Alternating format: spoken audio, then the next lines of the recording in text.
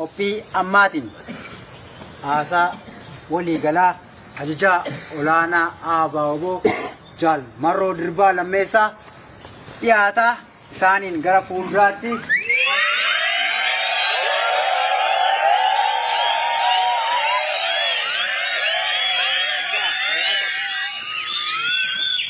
Naguma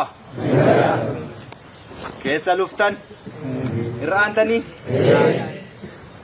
ayyeegaa waan guddaan qabuun jaaldaandeeni yeroo dhaadannoo faana affeeruu dide waan ta'eef xiqqoo muhiin irraa qaba jechuudha. Dhaadachuu kan ture silaar ayyee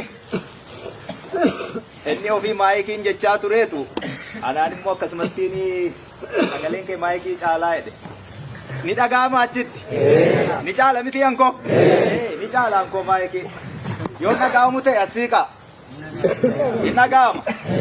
Aya marsaa guca bilisummaa marsaan kun xiqqoo marsaa kanaan dura leenji'aa ture irraa xiqqoo waan ittiin adda ta'u haala ulfaataa kan roobaa uumamaa dandamannee kan namaas dandamannee xiqqoo dhukkubaa busaa ka uummanni keenyis ittiin rakkataa jiru.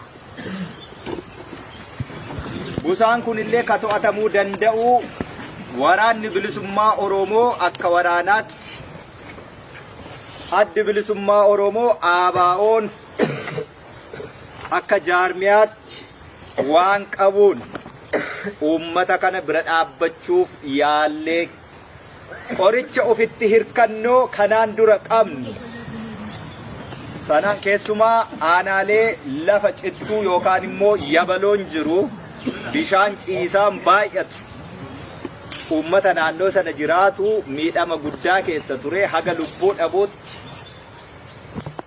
silaa mootummaan hin jirtu mootummaan bututteetti ammoo hin jigduu nama rakkisti jigsuuf immoo regregsaama jirraa haala akkasii kana keessatti uummati keenyi miidhaan miila nasa mudate busaan duruu jira ni jiraatasi to'achuun garuu ni danda'ama.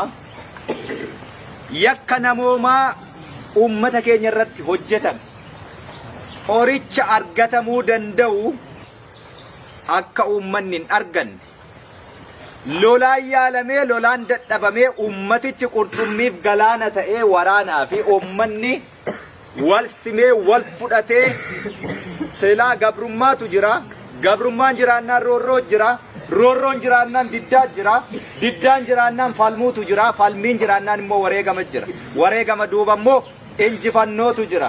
Isa kana uummati danda'ee waraannis danda'ee wal ta'ee osoo adeemnu lolaan dadhabnaan beelaan yaalamee ture. Beelaanis uummanni keenya uummata hojjetu lafa taadhii badhaatuu magariisa taate lalistuu qaba. Tattaafatee bona hongee namni tolchellee dandamatee waaqa walee beela jalaa bahe jennaan amma immoo dhukkuba dandamachuu hin dandeenye dhukkubnillee qorsa qaba. Qorsa akka argachuu hin dandeenyetti yakka namoomaa irratti hojjetameeni uummata rakkoo keessa jiru ofitti hirkannoo qabnuun haga dandeenye yaalaa kadhadhamne immoo lubbuun nu harkaa bahaa qonnee awwaalaa haala akkasii keessatti isinis leenjitaniitu leenjiin kunillee marsaan kunillee waan sun nu mudateera jedhu. Ulfaataa kan ta'ee fi marsaa haga ammaa leenji'aa ture irraa adda ka taasisu marsaa kana isa kana. Akkuma ta'eefu qabsoo ofitti hirkannoo kan uummata irratti hirkatu kan gabbarsuu nama tokkootu hin qabne dandeenyu cabsinee itti baanu dadhabnu immoo itti wareegamnu haala akkasii kana keessatti dandamannee irra aanuu keessaniif akkuma ta'eefu tirattanii lubbuun haftanii hegeree Oromiyaa bocuu keessatti cirracha xiqqoollee taatu gumaacha qabsoo keessatti waa lafa buusuuf gaggeessuu sana keessatti qooda fudhachuuf baga irra aantanii baga irraa haftanii baga har'a geessanii baga immoo guyyaa silaaftuugaa qabsooni xumura hin qabdu leenjiinis xumura hin qabdu leenjiin xumura hin qabne ammoo dirree irratti xumuranii bahani dirree waraanaa keessatti immoo rasaasaan qorama abidda keessattis ittuma fufti xumura irratti immoo guduunfaan gootii gaafas qabsoonni xumuramee jenna. Haala akkasii keessatti har'aaf dirree kana irratti kan isinitti kennamaa ture fudhattanii guduunfaatti gootanii baga guduunfattanii baga geessanii isiniin jechuu barbaada. Haasaa baay'een qabu yeroo dheeraa haasa'aman jira. Amma hojiitti jira. Wanti isiniin jechuu barbaadu waan xiqqoon tokko sirna Oromoof malu yeroo hundumaa kanan jedhu waraana immoo Oromoo gitu ijaarrachuu keessatti ijaaruun halkan tokkotti hin raawwatu. Yoo waa ol kaawwatan malee ol ka'anii hin fuudhan. Yoo facaafatan malee hin haammatan. Inni kun immoo guyyaa tokko yookaan halkan tokkotti ta'uu hin danda'u. Yeroo fudhata, bilcheessuu fedha, ijaarsa barbaada, dhaloota qaruu, guddisuu, isa kana barbaada. Kanattidha jirra. Waa ol kaa'uu jirra, ol kaa'anii akka fuudhuuf nu mijatutti. Waa facaafachuuf jirra, facaasuuttis jirra, gaafa barbaannu akka haammannee galfannutti. Dhaloota akkasii isa hegeree Oromoo fi Oromiyaa bocuu danda'u tolchuu keessatti guyyaarraa guyyaatti yeroorraa yerootti dalagaa dalagnu keessaa inni tokko immoo leenjisuu gurmuu qabsaa'otaa irree waraana bilisummaa Oromoo jabeessu lakkoofsaan waraana lakkoofsaan baay'ate lakkoofsa sanaaf immoo meeshaa barbaachisu itti hidhu. Ijaarsi kuni yeroo qaba. Qabsoo dhaalmayaan nutti dhufe waggaa 45 hidhannoon adeeme waggaa 5 immoo dhaloonni dhaalee waggaa 50 guuchise kana waggaa 5 kana keessatti karooratti hin deemne qabna. Hanga karoorfannee deemne sana iddoo geenye ni beekna. Hanga nu hafus beekna. Hanga targaanfachuuf deemnus beekna. Namni waraanni bilisummaa Oromoo lola hamaa akka lolaa jiruutti hubata. Lolan eegalle nuti. Irree keenya harka 100 keessaa 25 iyyuu argisiifnee quba qabaadha. Namni waraanni bilisummaa Oromoo irree masaat hammana gahase. Irreen sun ijaarsarra jira. Ijaarsa sanarratti waan nutti bubbuu ittisaa qofaadha jira. Irreen sun ijaaramee ittisuurra darbee gaafa haleelu jalqabudha lolli woboo maal akka ta'e waan ajaa'ibaa dudduubaati qabnaa jechuudha. Isa kana akka goonu immoo callisnee miti kan dubbannu waan hojjennu waan beeknuufi akka goonu hin shakkinu ni amanna ni moona sanatti kan deemaa jiru. Kanaaf irree qabnu harka 25 biyya biraan dhaqnu asuma Oromiyaa keessatti kaampii diinaarraa daqiiqaa 20 fi 30 irratti sa'aatii 1 fi 2 irratti irree harka 25 qofaa irraa fayyadamnee jechuudha. Harka 75 hafee itti idaanee irree 100 gaafa fuunee ciqiluu jalqabne Oromiyaan akka kaleessaa nu harkaan baatu. Oromiyaa akka kaleessaa nu harkaa baatu tuttuquu hin feenu nuti. Lolatti hin jirru ijaarsatti jirra. Ijaarsa sanarratti immoo waan nu danqutu jira. Asuma diina bobaasaa jala taanyeetu hojjenna waan ta'eef waan nu danqu sana yeroorraa yerootti ofirraati deebisna. Yeroorraa yerootti yeroo ofirraa deebisnu immoo humna waraanaa guddataa jiruuf meeshaa barbaachisu achirraati fuuna. Kana lolli keenya gara haleellaatti hin ceene. Itti ce'uuf immoo fooliinsaa urgaa'uu jalqabeera. Itti ce'uuf fooliinsaa urgaa'uu jalqabeera. Qophiin suni gaheera. Of qopheessii jechuudha. Ummanni Oromooyyuu beeka. Yoom akka lolluu fi yoom morma sanatti wadaroo hudhoo sana akka keenye harkisnu amma furgaasaa qaba. Furgaasaa qaba akka inni dhaqee hin huune. Maal jennaan? sirna Oromoof maludha hin ijaarre. Hin ijaaramne. Sirni Oromoof malu hin ijaaramne jaallattanis jibbitanis. Kanaaf yeroo dhufaa darbaa carraan Oromoo harkaa kan bahe. Kanaaf baruma dhiyoo kanallee namni dhiiga ilmaan Oromoo irra ejjete sirna waan sana fudhatu sirna teessoo barcuma siyaasaa uummata aangessuu danda'u fudhatu dhibuurraati abbaan fedhe dhufee Oromiyaa harka galfate inni kaan ayyaan laallataan immoo dhiiga namaarra dhaabbate lafa taakkuun safaratee fudhate. Oromiyaan abboo lafa taakkuun safaramtu miti. Ballo square kiiloomeetirii guddaatiin biyya guddoo san taakkuun irraa safarate.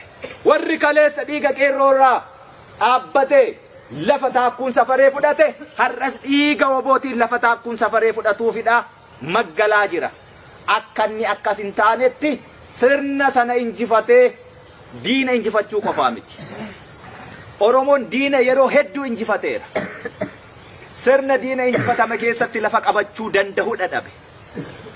Abbaan fedhe waan fedhe odeessuu danda'a sirna sana bocamaa jira ijaaramaa jira. Gaafa cabsuuf ciqiluu jalqabne garuu eenyuyyuu jechuu eenyuyyuu nu duran dhaabbatu hin diigamus hin bittinnaa'us biyya fudhan. Biyya fudhachuun taphaa miti qoosaa miti. Waggaa 5 darban kana waggaa 5tti waan hojjechuu qabnu karoorfanne dhibba hojjennee raasiin jechuun hin danda'a. Hanga na hafemmoo hanga nu hafemmoo hanga Oromoo hafemmoo waggichi tokko ta'a lama ta'a ji'a 3 ji'a 4 waggaa 3 waggaa 4 inni kanuma wobooti woboo faa taa'u. Halkan tokkotti diiguu dandeenya halkan tokkotti garuu ijaaruun hin danda'amu. Sirna ijaaramaa dhufe lafa qabate dhaloota silaa bara hedduu irratti hojjetamee sammuun isaa doome sana qaruuf ijaaruu fi amala warraaqsa silaa gaggeessuu danda'u sana dhuunfachiisuutiin boru gaafa gadi baane irree keenya dhibba gaafa diina irratti argisiisuu jalqabne lola gurguddaa miti kan nuti lolle. Ammas irra deebi'een sinitti akkuma marsaa yeroo kaanii hoffaa qaama isaatu jira. Iddoo laafaa tumachuu dandeenya. Achidha tumachuuf teenya. Gaafa sana garuu sirni biraa naannoo keenya irratti nu jeequun jiraatu jechuudha. Biyyi woboon ijaaramti kan Oromooti immoo taati. Kan warra taakkuun lafa safaratee fudhatee nu bilisoomsuu bilisummaa qilleensarraa nutti musanaa miti kan isheen taatu. Kanaa kan ijaaraa jirru kanaa fi leenjichi akkuma yeroo marsaa darbee yeroo irraa yerootti lukkuun sun buphaashee inuma booste jechuun inumaan qaaqamoo nan qaaqu. Inumaan qaaqa as qofaatti miti iddoo hundumaatti iyyuu naamusaa fi tartiiba ittiin ijaaramuu qabuu fi leenjii gahaa guutuu ta'e fudhachuu qabuutiin. Inumaan qaaquun suni inuma hammata mallee inuma yaa'aa jechuudha. Inuma yaa. Sissiqaa dhaqeetu inuma goobana xumura irratti. Kanuma hojjechuu jirra. Dhimma nama biraa hin qabnu. Hojii keenyatti jirra. Hojii kanatti kan gufuu ta'u jira. Baay'ee maal jennaan saamicha dhiigaaf lafee xuriirra dhaabbatanii saaman sana kokkee sana dhaduuchuutti jirra waan ta'eef inni nyaatee bare ennaa kokkee qabani akkuma qoosaatti namaa dhiisa namaan dhiisu dhiittachuun isaa dirqamaa jedhu. Isa akkasii immoo nama bishaan nyaate hoomacha qaqqabatu hoomachi naman dhoolchu garuu lubbuu waan ta'eef wuxxifachuun hin oolu wuxxifachuu isaa immoo mirga isaatti hin dhorkinu. Sirna dirree irratti ijaaraa deemne ummata Oromoo Oromiyaa keessa jiru beekna sanaaf ijaarre. Ummanni Oromoo lammii biyya biraa ta'ee dhiiga Oromoo immoo qabu waa'een Oromoo nagalchaa yoo jedhe. Lammii biyya biraa ta'ee waa'een Oromoo nagalchaa yoo jedhe. ABO jalatti waan Oromoo nagalcha jedhee hirmaannaa akka qabaatuuf damee tolchineerraa fi damee sana nama hoogganutu jira. Hidhatee hidhannoo sammuu fi mudhiitiin dirree irra taa'e. Namni dirree irra taa'e hoogganu jaal qajeelaa jedhama. Uummanni biyya alaa jiru lammii biyya biraa ta'e dhiiga Oromoo immoo qabu waa'een Oromoo sagalchu ABO jalatti ijaaramuu barbaada yoo ta'e caasaa sanarratti ijaaramuu ni danda'a. Kan sanaan alaa'u abbaa barbaade akka barbaadetti biyya barbaade keessatti bifa barbaade wal ijaaruu ni danda'a. Oromoof yoo waa gumaachuu barbaade wobootiin alas mirga ni qaba. Garuu woboo jeequu hin danda'u, hin eeyyamnuu fi kokkeen sun duudeera. Kan kanarraa hafe hojiin keenya biyya keessaa jechuudha. Oromoo isa biyya keessaa waliin battala qabannee wareegama kafalaa jirru. Eessa nu nyaachisee nu obaase. Amma immoo jaallates jibbes dinagdeen nuti diidaa nama gabbarru guddaan hin jiru jechuudha. Sirna ittiin dhaabni kun diigamaa ture, akkaataatti diigamaa ture, bifa ittiin diigaa turanii fi akkaataatti qabdii qabatanii keessa teenyee suutuma waggaa tokko lama ilaallannee jechuudha. Ilaallannee xannachichi eenyu akka ta'e erga barreeti boolli guyyaa argan halkan nama nyaatu jennee jalqabne waan ta'eef amma sirnaaf tartiibatti tolfanneerra. Sirnaaf tartiiba kanaanidha adeemne. Kan kanaan ala ba'u daandii barbaade irra deemuu danda'a. Kan kanatti galuu danda'u ABO jalatti kallachummaan hiriiree qabsoo gaggeessuu ni danda'a. Kan akkasumatti hin xumura. Isa biyya keessaatti yoo deebine Biraanuu Juulaa dheengadda kana waraanni bilisummaa Oromoo sadarkaa nama yaaddessurra hin jiru amma xiqqoo hafuura baafanneerraa biyyaaf yaaddoo miti jedhe dhuga takkaamayyuu nuti biyyaaf yaaddoo taanee hin beeknu. Nu biyyaaf gaachana ta'uudha deemna. Nu biyyaaf irkoo ta'uudha deemna. Nu biyyaaf furmaata ta'uudha deemna malee takkaa biyyaaf yaaddoo taanee hin beeknu. Ka biyyaaf yaaddoo isaanumaa. Kanaaf iyyuu bakka sanaa isaan kaasne ummata aangessuu barbaanne. Waraanni bilisummaa Oromoo takkaa yaaddoo ta'e hin beeku. Yaaddoo ergan taanee kumaatamaan kuma kitilaan yeroo itti bobba'u keessoo isaatti ni beeka akka yaaddoo isaaf taane immoo. Inni kun egaa boru funaanuutti jirra tokko lamaan malee isaa xumurreerraa hiriireetu yaa isin mitiiree kun hin funaanamaaree kun hin funaanamuu jechuudha. Funaanamuuf deemtu. Kanaaf nuti lolan jalqabnee Biraanuu fa'aa amma garaa isaan ciniina gaa. Ammayyuu waan biraa jiraa jedhu. Garaa isaan ciniina. Hin jalqabne lola. Gaafa jalqabnu immoo sichi badaa rasaasa dhukaasuuf hin jirru nuti. Sichi badaa rasaasa dhukaasuuf hin jirru. Sarpiraayiziin keenya ammayyuu harkuma keenya jira. Harkuma keenya jira. Eessaa kaanee maal keessa dabarree har'a eessa jirraa garamitti immoo tarkaanfachuuf jirraa eenyuyyuu hin beeku sasan. Sarpiraayiziin keenya harkuma keenya jira jechuudha. Ani isiniif kan hin dhaamuu barbaadu. Akkasumas waraana bilisummaa Oromoo golee Oromiyaa hunda keessatti tiksee ummata Oromoo waardiyaa ta'ee jiru isiniif illee waardiyaa dhaabbatee akka sagantaa kana gaggeeffannu nu taasisee fi leenjii keenya xumurannu nu taasise sanaaf waraana bilisummaa Oromoo guutuu Oromiyaa keessa jiru. Isin immoo kaadhimamtoota waraana bilisummaa Oromoo amma sichitti miseensa waraana bilisummaa Oromoo ta'uuf jirtaniif gabaadha deemna. Hundiyyuu gabaadha barbaada. Jaarmiyaan kamiyyuu gabaadha barbaada. Gabaa yeroo dhaqu soogidda dhabaatee deema. Hunduu soogidda wal fakkaataa dhabaatee deema gabaama tokkittiif.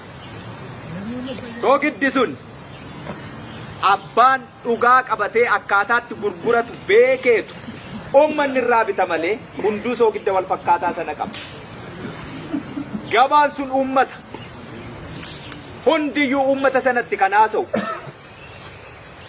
Nutis diinni qabsoo Oromoos halagaan biraa Oromiyaa fagoorraa qircachuuf deemus hundumtiyyuu gabaa sana barbaada.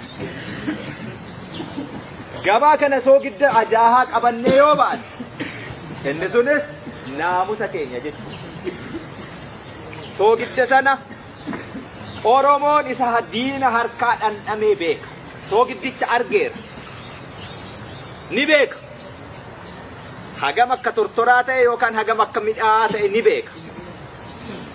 Ati immoo yeroo uummata keessa sochootu waan uummanni Oromoo kanaan dura mootummaa dhufaa darbaa impaayera Itoophiyaa utubee qabee deemu jalatti arge irraa adda waan ta'e wanti qabattee deemtu gaafa gabaa sana argatte uummata sana keessa jiraattu kan walqixxummaa, kan bilisummaa, kan nagaa waaraa fi dimookiraasii yoo hin taane kan dhiittaa, kan cunqursaa fi kan saamichaa yoo ta'e soogidda akkasii uummanni si durseetu mootummoota dhufaa darbaarraa dhandhamee argeera. Kan keessa na fakkaate jennaan waraabessiyyuu kanumti beekan nama haa nyaattu jedha uummanni Oromoo mammaakeera. Siisichi bulguu hambiraa soogidda tortoraa biraa gabaatti dhiyeessuuf deemu siyaasa rakashaa kan biraa warraaqaa ta'ee warraaqsa keessatti ummata bilisa baasuuf nama deemu nama akkasiirraa soogidda akkasii arge jennaan ummati waraabessi ennumti dura beeknu nu haa nyaatuudha jedha. Wanti inni si fudhatuuf hin jiru. Deenni ajjeesuuf bahee saamuuf bahe sun sirrii miti jennee baane nuti immoo sanaaf mormuuf baane roorroo sana dinne diddaa sanaafuu falmanne sanaafuu wareegamne. Kanaaf uummata keenya keessatti nuti warqee mormarraa faaya bareedaa san biyyoo keessaa ka'ee abidda keessatti qoramee mormarra gurrarra qubarra taa'ee bareedudha ta'uu qabna. Biddeenni nama quubsu eelee irratti beeku akkuma jedhani uummati yeroo sana kan inni nu walii wareegama kafalaa jiru. Kanaafis kan inni nu walii wareegama kafalaa jiru. Kanaafis kan nuti Oromiyaa guutuu keessatti takkaama ripheen lolaa akka keenyaa jiraateen beeku beeka. Takkaama seenaa addunyaa kanarratti ripheen lolaan guutuu biyya isaa keessatti uummatuma waliin jiraate ripheen lolaan faana balleessee aara ibiddaa balleessee bakka jiruuf jireenya isaa dhoksee ija midhaanii nyaatu ija tokkollee taatu lafan buusu awwaalee ripheen lolaa jechuun akkasitti jiraata. Nuti mootummaa barti waraana bilisummaa Oromoo namni qubatti qabu kun ripheen lolaa biraatiin argine yookaan hin beeku. Kanaan dura nu mootummaa quba qabaadhu Oromiyaa guutuu keessa jirra. Kan jirru ganda hundarra jirra malee bosonatti achi baanee faana dhoksinee aara ibiddaa dhoksinee ija midhaanii lafa buutu kuuba lafaa hundumaa waan riphee lolaa saaxiltu dhoksinee miti kan deemaa jirru. Saayinsii addaati tolfanne. Saayinsiin sun immoo saayinsii riphee lolaa taanee osoo jirru mootummaa taanee iyyuu jiraachuu jechuudha. Eessatti leenjitan? Oromiyaa. Kaampiin diinaa eessa jira? Buunna gubbaa kana. Dhukaasa dhaggeeffattaa uma leenjitan bitiire. Kanaafuu diinnas jiraachuu keenya beekamoo hin beeku. Danda'ee haa dhufu. Hin dandeenye immoo miti. Kanaafuu mootummaa mitiiree nuti. Mootummaa. Saayinsii addaa hordofnee jechuudha. Saayinsii mataa keenya sichi boru saayinsii riphee lolaa kan biraa kanii qaroome ta'ee barreeffamuu jechuudha. Kana quban qabu namni waa'ee riphee lolaa kaleessaatiin beeku jechuudha. Kanaaf uummata keessa yeroo hundaa jiraachuun immoo akkuma bu'aa qabu. Mootummaa waliinee, mootummaa abbaa irree, waraana isaa waliin gatiittii warri gachaama wal cinaatuma deemnu wal cinaatuma jiraannu qabsoon gaggeessinu uummata keessa jira waan ta'eef waraana guddaa lakkoofsi isaa baay'ee guddaa ta'e horachuuf nama gargaara. Guyyaarraa guyyaatti ija diinaa keessa wal ilaalaadha hojjetta waan ta'eef akka barbaade waan balleessu si saalfata quba qabaadhu. Fagoo biyya ormaa bosona fagoo gammoojjii hamaa keessa yoo jiraatte ji'a meeqatti ol baatee galaa argachuu nu baay'ee ulfaatti. Diina doorsisuufi si saalfatee jiraachuu miti galaa argachuufu daangaama tokko irratti battala sitti cufeetu asii gadi si ittisa. Saayinsii kana ka jijjiirame namni ka quba qabaachuu dadhabe. Haala akkasiitiin uummata keessa jiraachuu fi waraanni baay'een kuni ganamaa galgala guyyaa guutuu sa'aa 24 uummatuma waliin jiraachuunoo rakkoo immoo qabaachuu danda'a akkuma bal'oo qabu. Uummanni Oromoo garuu nuffine quba qabaadhu. Hanga ammaatu bareechee nu beekaa irreef gaachana isaa akka taanee fi dhaabuma biyya kana keessa jiru keessatti Oromoon sirna qaliilawaa kaa carraa dhufaa darbaa Oromoof dhalatee harkaa gatate kan gadhaabuu danda'u dhibuurraa sirna amma ijaaramaa jiru kana dhaloota akkasittiin qaramaa jiru kana abdii ta'uu isaati beeke uummanni Oromoo. Mudaa keenya waliin, hirrina keenya waliin kanaaf kan nu baatee deemu. Garuu yeroo hundumaa har'as borus hirrina qabaachaa mudaa qabaachaa deemuun yeroo tokko iddoo tokkotti ga'ee namaan jechuu danda'a uummatii jechuudha. Uummata lolan hin danda'an. Danda'ama? Sabni namatti jiguu moo gaarri namatti jiguu wayya? Gaara maaltu namarraa kaasa? Saboo sabni namatti jignaan ulfaataa jechuudha. Kanaaf uummanni Oromoo abdii isaa ta'uu keenya beeke ilmaan saatiree nuti bakka biraarraan dhufu. Isuma keessa jirraree isuma waliin jirraree qawwee dhabaanneefi malee. Kanaaf obsanuu qaba. Kanaafoo gabaa argatte sana keessa uummata Oromoo sakaleessa keessa seenuu dadhabame har'a keessa seente gabicha sana soogidda mi'aa baadhuu fi deemee jechuudha. Kana kan gochuu qabnu. Kana dhaamsi kiyyas waraana bilisummaa Oromoof. Naamus akka sibiilaa jabaatu. Nuti cinoofnee, injiraanofnee, beelofnee, dheebonnee uummata keenya gabrummaa keessaa baasuu qabna malee cinii keenyatti urgufachuu hin qabnu jechuudha. Kana kan ta'uu qabu. Hubattanii? Kana jijjiiruun miti kan dirree jiru. Kanaaf dhuftan miti. Moo ayyaan laallattummaa wogoo sakaleessa uummanni dhaabbatee itti imimmaan dhangalaasaa kan koo nyaachuu diddee kan koo dhuguu diddee jedhu sana ilaalteetu hojiin nabee jireenya nabee kana booddee iddoo naquun qabu wanti naafe waraana ta'uu qofaa jettee dhufte lakki jireenya koo dhiisee isan baradhu isan qotadhu isan daldalu isa akkasii dhiiseen ani waa hubadheeraa jireenya qananii kana dhiiseenii rakkina dhiphina keessatti deemee qabsaa'ee jiruufi jireenya hegeree uummata koon jijjiiraa jettanii dhuftan yoo ta'e isa kana kan ta'uu qabus kana ka irbuutti fuudhuu deemtanis kanaaf qabsootti kan dhufani bakka dhaqan dhabanii osoo hin taane osoo bakka dhaqan kumaatamaan qabaniiti ishee kana bakka kana itti yaadaniiti filatanii itti dhufu jechuudha. Akkas ta'uu qaba. Akkasittis dhuftanii jettee yaada. Boruo ijaarsa sila sinitti hime sana ijaaruu keessatti haga xurii qeencaallee taatu waa itti gumaachuu keessatti qooda qabaachuuf dirree falmaatti gadi ba'uu jirtu waan ta'eef akkasitti of jabeessaa waan dirree irratti sinitti kenname kudhaan maddaa gadi baha. Uummata Oromoof waraanni bilisummaa Oromoo akkasi kan ta'uu qabu. Hin dandeenyu yoo taane duun dadhabnuu jennee dirree irra jirra waan taaneef hanga kanaatti qabsoon keenya kan waraana bilisummaa Oromoo kana kan uummata Oromoo. Uummanni Oromoo biyya keessa jiru waliin jiraataa jirra. Waliin baanee galaa jirra. Rakkoo isaas dhiphina isaas argaa jirra. Rakkoof dhiphina isaa halkan tokkotti qaqqabuu fi hin dandeenyu kaleessa waan ol hin kaahamne har'a ol kaanee fuudhuu hin dandeenyu. Ijaarsa sana immoo argaa jira keessaa qooda qaba itti gumaachaa jira.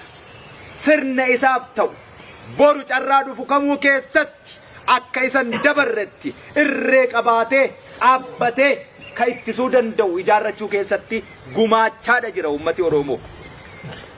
Uummanni kana gumaachaa jiru rakkinni isaa rakkina keenya. Gadadoon inni keessa jiru gadadoo keenya. Dhukkubni isaa dhukkuba keenya. Sila jaalboruun surraa fi dinqii isaa ta'ee as dhaabbataa ture jechuudha. Akkas miti lamaan isaanii iddooma tokkotti as qabatee dhaabbata. Jarri sun isa barbaaduun isaanii hin oolle booda uummata keenya waliin dhukkubsannaa jechuudha. Dhukkuba kana keessaa ba'uuf rakkina keessaa ba'uuf gidiraa kana roorroo kana keessaa ba'uuf immoo sirna ijaarrataa jirrutu jira. Halkan tokkotti ijaaramee halkan tokkotti rakkoon bara baay'ee ture suni furamuu hin danda'u. Xannacha jira xannachi suni foon sun xannacha ta'uuf yeroo itti fudhate halkan tokkotti xannacha hin taane. Xannachi akkasii suni hidda hin qabu.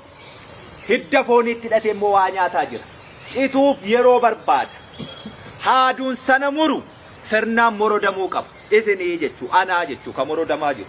Kanaaf uummati Oromoo waan nurraa eegu har'as nurraa eegaa jira. Borus nurraa eega.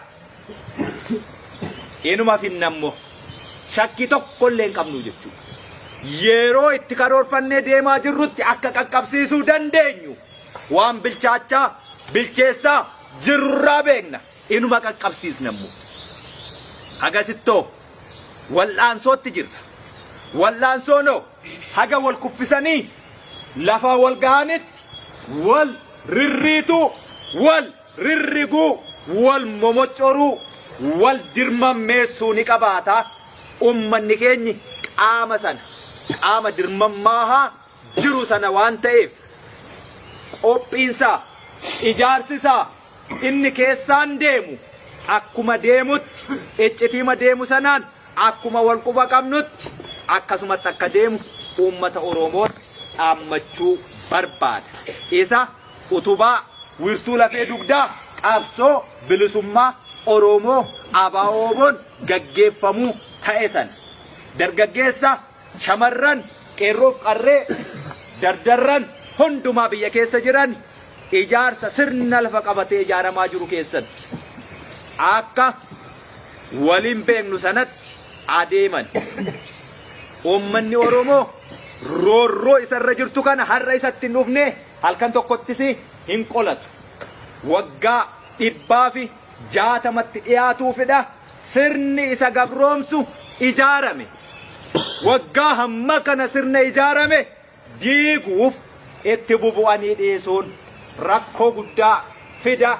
Bofa mataa dhahaa osoo hin ajjeesin dhiisuun dhukkee keessa gangalatee ka'ee si'a baay'ee nu hidduu sanarraati waan baranne qabna waan ta'eef bofa mataa dhoofnu haga ajjeesnutti dhiisnu waan ta'eef sirna akkasiiti kan ijaarrataa jiru.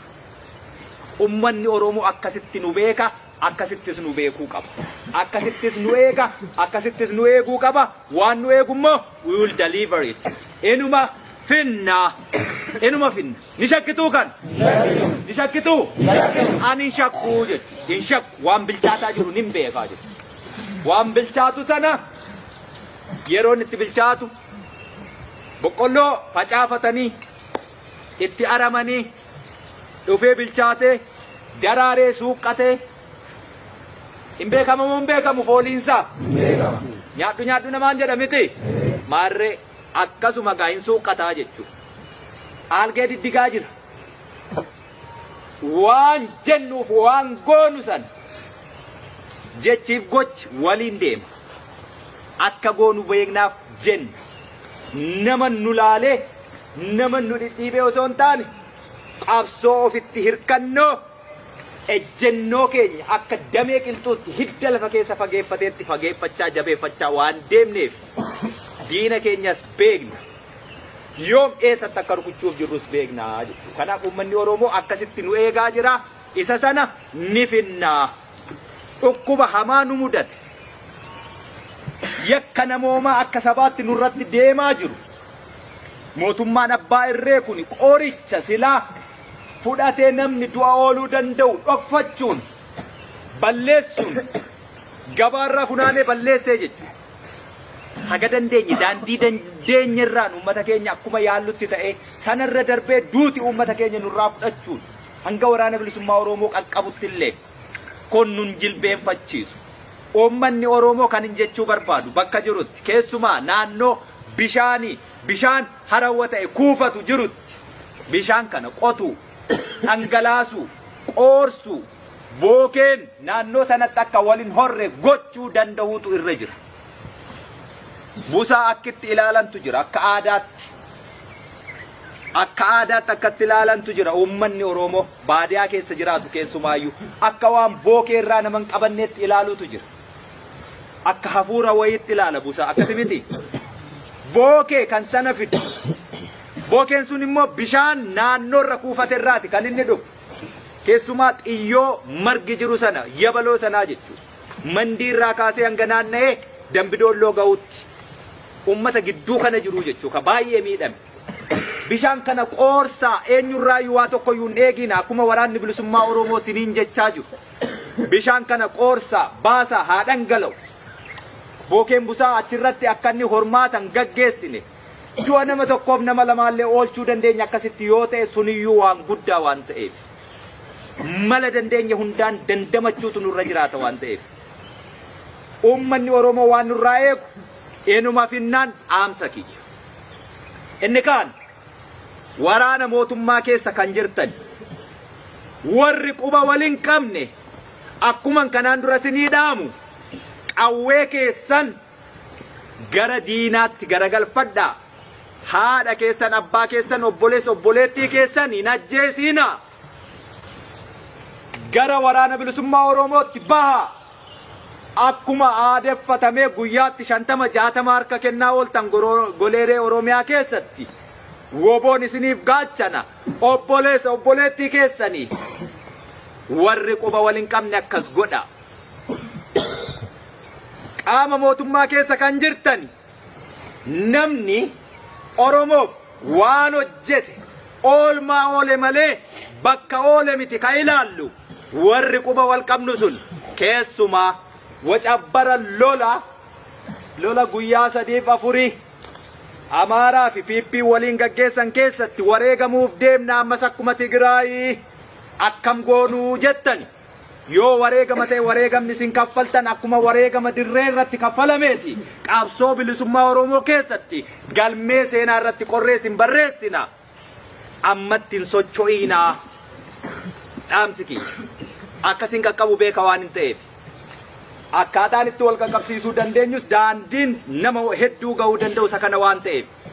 Warri quba waliin qabne dammaqiinsa hin qabne gaafa dammaqxani naannoo keessanitti woboo argitanitti harka kennachuun sodaatina. Warri quba wal qabnu achi keessa teessanii waraana mootummaa taatanii warri quba wal qabnu baay'inaan kan jirtani yeroon isaa hin geenye hin socho'inaa siniin jechuu barbaada.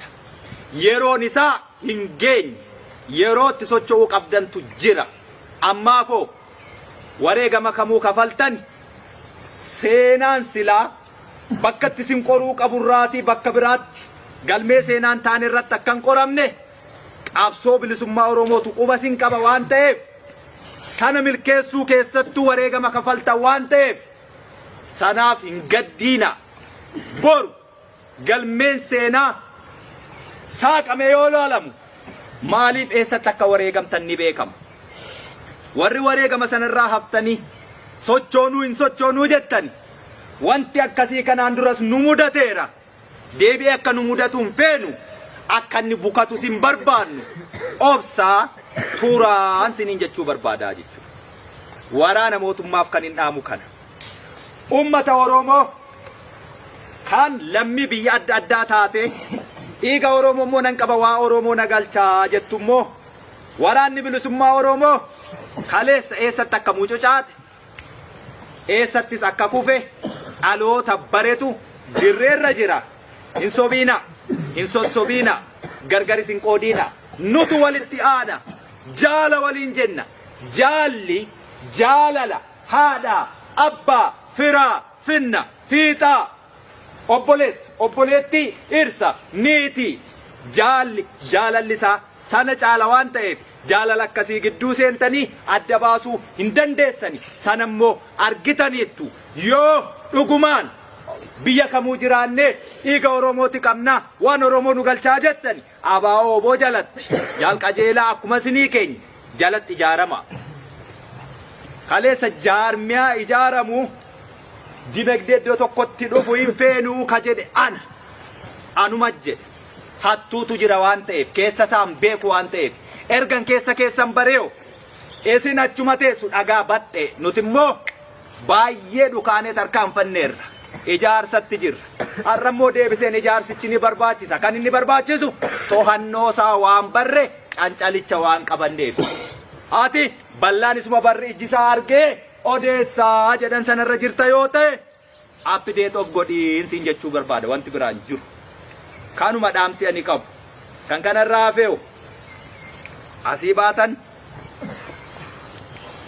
kan isin bobbaatan uummata keessan keessa beelaa dheebuun guddaayyuu tureeraa hin turre walumaan turre miti hin turre rakkoon qabnu roobaa aduuyyuu miti isa dandeenya irra miti dhukkuba immoo xumurarra dandamanneerra qoricha isaa sitti arganne kanaaf uummata keessanitti yeroo baatan fuula ifaa fi gammachuun uummata sinsimatutu jira waan ta'eef soogidda mi'aa sana gabaa sanatti yeroo dhiyeessitan isa walqixxummaa bilisummaa nagaa dimookiraasii lallabu sana warraaqaa dhugaa sana ta'a mul'adhaati waraana bilisummaa oromootti dabalamaa kana booddee irbuu fuudhuuf deemtu erboo kaadhimamummaarraa gara miseensummaatti deemtan kanatti deema inni kaan immoo kan lallabuun feesisne achuma ciisanii hojjetantu jira jechuudha akkasi miti isa immoo eenyuuf dhiibna waaqaaf dhiibna ani kanuman siniin jechuu barbaade dhiichistaniif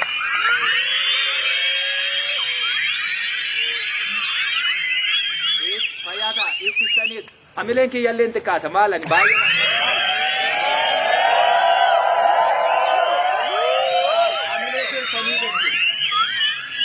amileen sinnaaf laattan amilee qabaachuu keessan argisiisa malee amilee numan qaba beeki daandii fancaalee miti reeni akkasumattiin daandii fancaalee miti akkasumatti caaluu kootiin amileen qabuu reen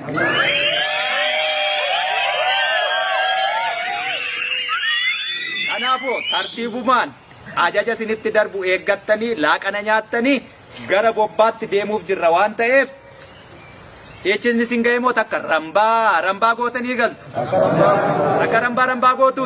Ani sagalee nammaa haasaan ole waan ta'eef na duudeera rambaa godhi gaata. Fayyaa ta'e.